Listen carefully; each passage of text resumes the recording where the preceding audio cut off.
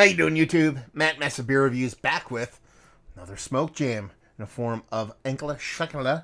I believe it's their fish. I believe that's an F. I didn't look it up beforehand. We'll go with that. And this is their Doppelbock. Schlenkerla Oak Smoke Doppelbock. This be coming in at 8% alcohol by volume, and I'm super excited to give this a whirl because I just reviewed yesterday. I reviewed their Marzen, their classic Rosh beer, and I haven't had it in many years because I'm not a big Rosh beer kind of guy. So I was kind of pumped to dive into it and see what I think, and I really did enjoy that. I did think that smoke was a little bit bigger than the beer, so it kind of detracted from that. But at the same time, I had this sitting in my fridge, and I was like, okay, this is probably gonna be where I want that smoke to be at, because just the added bump in ABV, if the smoke stays at that level and I get that richer, bigger portion of the show that you get in a Doppelbock, because that one came off a little bit kind of single bock, kind of just base bockiness. I'm kind of excited. Yeah, other than that, there's a big story in the back here that talks about how they do their stuff. I'm not going to dive into that. It just says they smoke a bunch of stuff, and this is an 8% alcohol, amber in color, matures their months in deep brewery cellars underneath Ramberg into a special treat for smoke beer lovers. There's no date on here, I don't believe. None of that I can actually discern. There might actually be some kind of bottle dating on it, on the actual bottle itself, but I can't find it. So we're going to dive into it. See what she's got. Yeah. Let's see what the sucker has. Yeah, that looks like a relatively fresh bottle.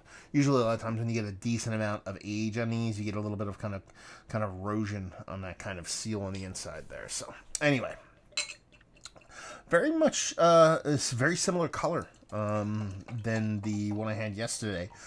Started to pour it like a normal person and got super aggressive because it wasn't actually generating its own head.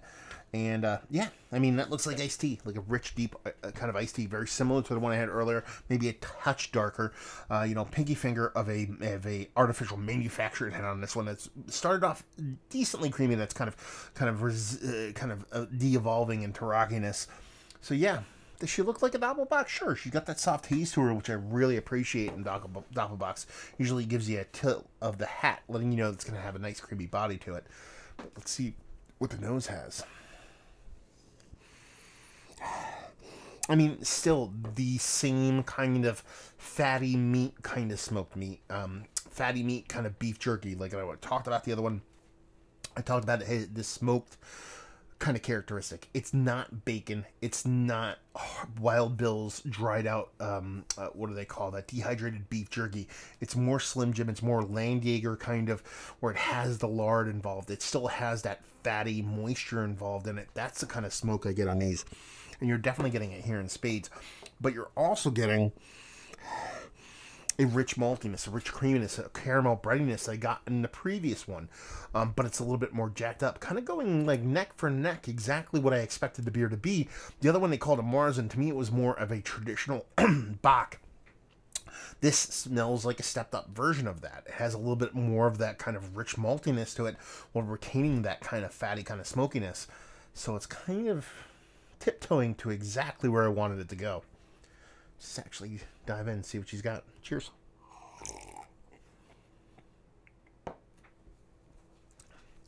See, that's it. That's exactly where I wanted the previous one to go. You're getting that rich, heavy smoke component. It's definitely still number one as far as impact, as far as flavor, as what you're getting in the beer. That's still there. The big difference is you have that beefed up kind of body to it. You have that rich, creamy, traditional, what I view as the quintessential kind of Doppelbock mouthfeel and taste. By that, I mean you have a lot of different versions of your innators. You know what I mean? Of all your Doppelbocks of the world, there's actually quite a bit different varying differences between a bunch of them.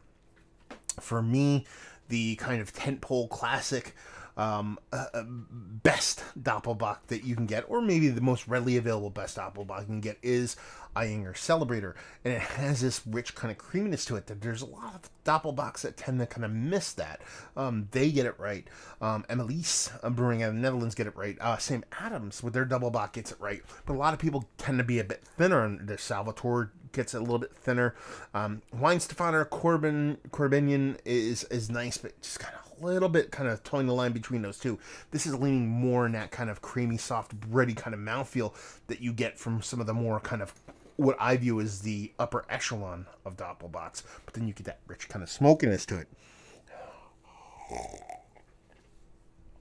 Rich, bready caramel vibes, huge caramel vibes. Big enough to where it's fighting through that smoke.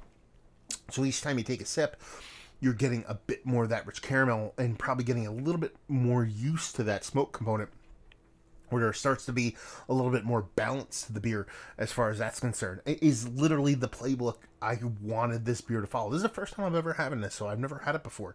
But going off that Marzen and actually diving into going into this one and diving into this, I was really hoping this beer would go to a specific exact place. And it's going exactly, it is exactly where I want it to be, which is just a richer, more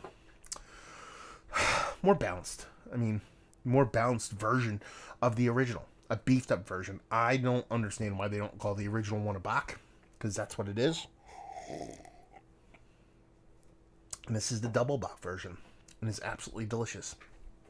Yeah, probably one of the best Doppelbocks that I've had ever, let alone in recent memory.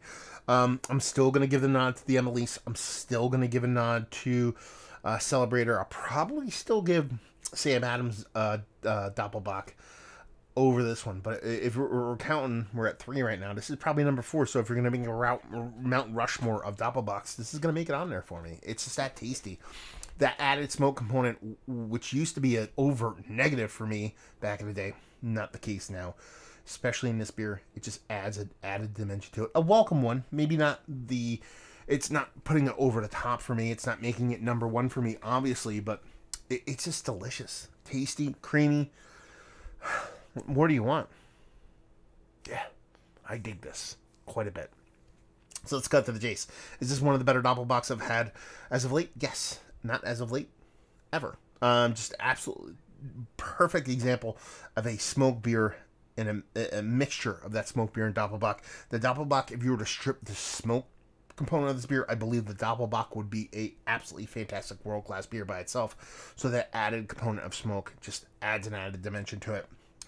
And while it is still the kind of leader in the pack as far as impact in the beer, it's not nearly as overpowering as it is in the Marzen. Value and availability, I think I paid less than $5 for 17 ounces. You can find these pretty much. I wouldn't say you find them everywhere, but they're easily trackable. And leave you with, if you like you like this beer, if you like Doppelbocks and you like smoked beers, sure, that's very on the nose.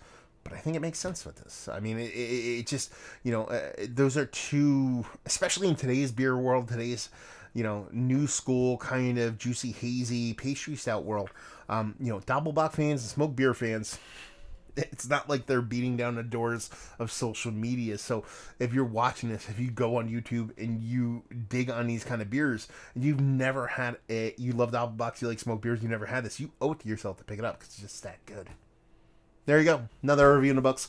Hopefully you guys enjoyed it. Down there if you want to talk about it. Massive Beers. If you want to check me out doing the social media stuff, Beer Massive. If you want to check me out doing the whole podcasting thing. And hopefully you guys enjoyed the review. Hopefully enjoying a nice little Schlenkerla beer right now. Preferably the Doppelbock version. Hopefully see you next time. Cheers.